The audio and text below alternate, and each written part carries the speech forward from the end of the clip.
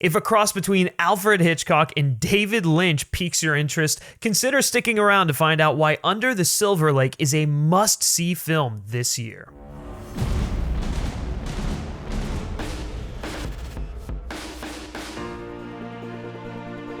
What is up, everyone, and welcome to Men vs. Movies. I'm Griffin, as always, and if this is your first time checking out one of our videos, consider hitting that subscribe button where we take on the best and worst of cinema on a weekly basis. Under the Silver Lake is brought to us by It Follows director David Robert Mitchell, and it stars Andrew Garfield, Riley Keough, Jimmy Simpson, and Topher Grace. When his beautiful and mysterious neighbor suddenly vanishes, Sam tries to find the parties responsible, unraveling a string of strange crimes, unsolved murders, urban legends, and bizarre coincidences in his East Los Angeles neighborhood. If any of you have been tracking this film, you'll know that Under the Silver Lake actually premiered last year at Cannes to rather polarizing and mixed reception. Originally slated for a summer 2018 release, studio A24 continuously pushed this film back in hopes that David Robert Mitchell might alter it to appeal to a wider audience. Naturally, that didn't happen, as the version we are getting is in fact David Robert Mitchell's original cut.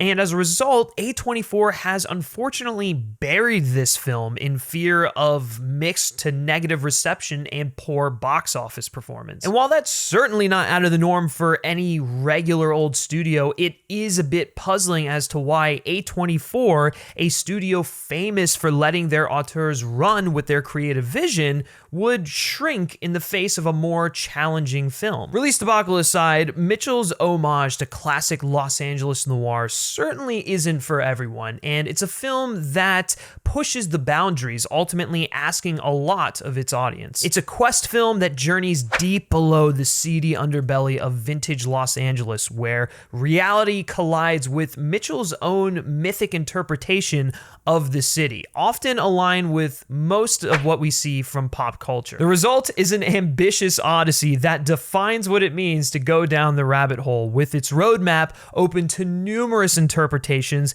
each one more engaging than the next. Mitchell comments on a myriad of topics here, such as the fear that all art is meaningless attempts at profiteering, how the subliminal messages of mass media manipulate your paranoia, and much more, all of which makes for rich post-viewing conversations. It's this desire to crack the codes that have had me coming back for more, as Silver Lake is probably the film I've watched the most this year, with each viewing allowing me to unravel its secrets. It's ambiguous, yes, but never to the point of frustration, though I do imagine many will find it to be pretentious and self-indulgent. Can I fault them?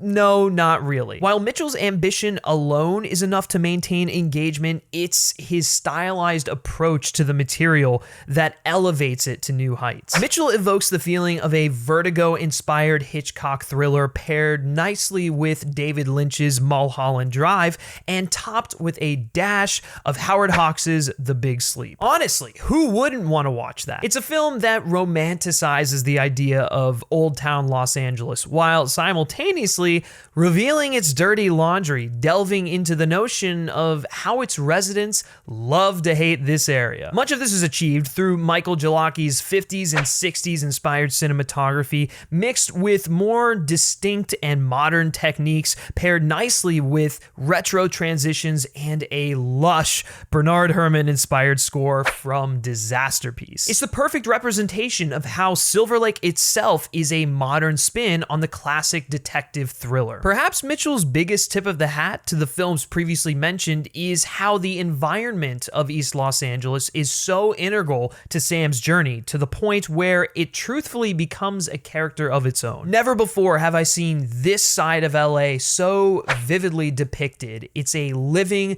breathing entity that very much becomes a character of its own as Sam sleuths his way around town. And speaking of Sam, similar to Vertigo, where Jimmy Stewart, one of of the most likable actors of all time, was cast as such a deeply flawed and unsettling main character, Andrew Garfield, a likable actor in his own right and a guy who's played mostly morally straight characters, is given a dark and seamy role to sink his teeth into. Part of the appeal to Sam is the irony in his quest. In Travis Bickle-type fashion, he believes that he is the hero of Los Angeles. He's going to decipher these messages, exposing the underbelly for what it truly is, while being the savior to these women who have fallen victim to it. The reality is, one, he's not going to do any of those things because he's a useless, stoned out, unemployed loser, and two, he contributes more to the problem than he realizes in the way he objectifies women. In turn, Sam masks his burnout status with the illusion of having some higher purpose. He's a fascinating character who, like the city of Los Angeles, you simultaneously hate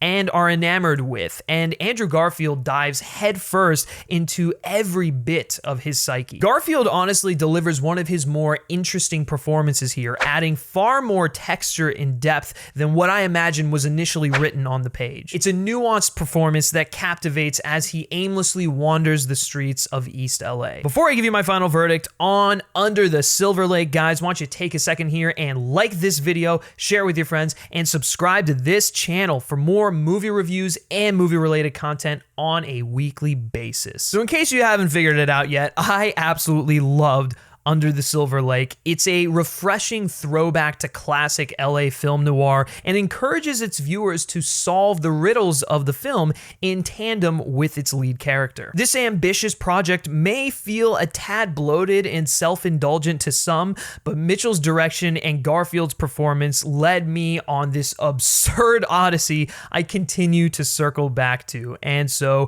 for all those reasons and the reasons I've mentioned throughout my review, I'm ultimately going to be giving Under the Silver Lake Armored Up.